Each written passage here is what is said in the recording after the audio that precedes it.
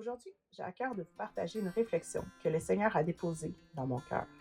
Souvent, nous planifions un moment quotidien dans sa présence. Nous réservons ce temps pour prier, méditer sa parole, l'écouter et recevoir ce qu'il veut nous communiquer. Ces moments sont précieux. Cependant, il arrive que pendant ce temps d'intimité, le Seigneur nous rappelle une promesse que nous avons faite, un engagement que nous avons oublié ou une action que nous avons tardé à accomplir. À ce moment-là, plusieurs pourraient se dire « Non, ce temps est consacré au Seigneur, je m'en occuperai plus tard. » Pourtant, Dieu agit parfois différemment. Il peut utiliser ce moment même pour nous rappeler d'honorer nos engagements envers nos frères et sœurs, envers notre entourage ou envers une personne qu'il place sur notre route. Pourquoi? Parce qu'en honorant nos paroles et nos promesses, nous devenons un témoignage vivant de son amour. N'oublions pas que Jésus allait chercher une brebis à la fois. Alors, lorsque quelque chose nous vient à l'esprit pendant ce temps de prière, prenons un instant pour demander au Seigneur « Hey, veux-tu que je le fasse maintenant ou plus tard? » Avec le temps, j'ai remarqué que lorsque le Seigneur me pousse clairement à accomplir quelque chose immédiatement et que j'obéis, il prépare déjà le terrain. Il m'est arrivé d'écrire à quelqu'un après avoir accompli ce que Dieu m'avait demandé. Et cette personne m'a répondu « C'est incroyable, justement, j'avais besoin de cela aujourd'hui. » Ou encore « J'allais justement travailler là-dessus. Merci, cela m'aide énormément. » C'est ainsi que Dieu touche le cœur.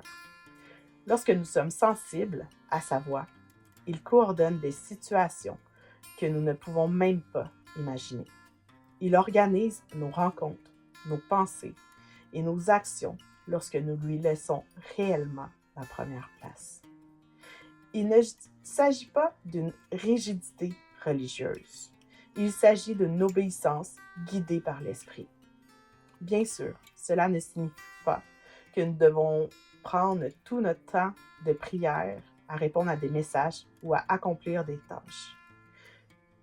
Il est essentiel de préserver un temps sanctifié dans la présence du Seigneur quotidiennement. Mais lorsqu'il nous demande clairement quelque chose, apprenons à lui faire confiance.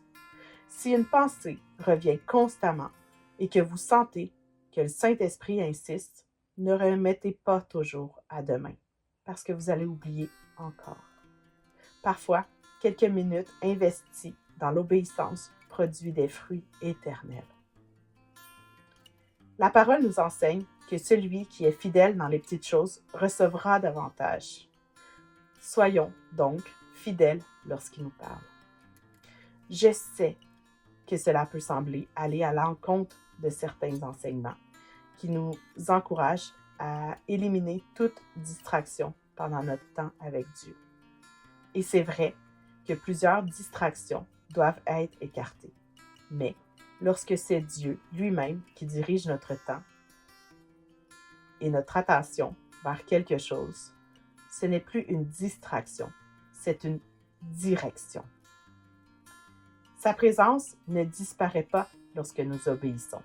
Au contraire, nous continuons à marcher avec lui. Notre communion avec Dieu ne devrait pas se limiter à quelques minutes dans la journée. Notre journée entière lui appartient. Notre nuit lui appartient. Notre travail lui appartient. Nos relations lui appartiennent. Notre vie entière est appelée à être consacrée au Seigneur. Je ne parle pas ici de la liste d'épicerie ou des tâches ordinaires de la vie qu'on doit faire. Non, je parle des engagements que vous avez faits devant le Seigneur.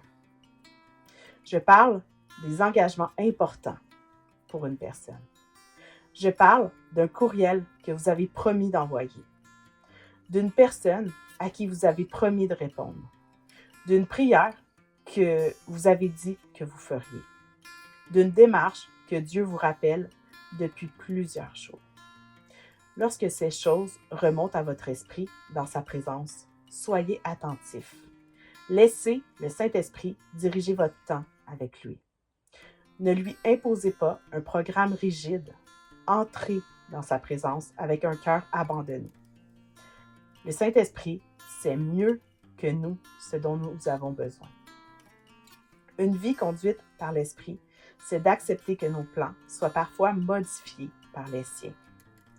Car en définitive, c'est lui qui a le dernier mot.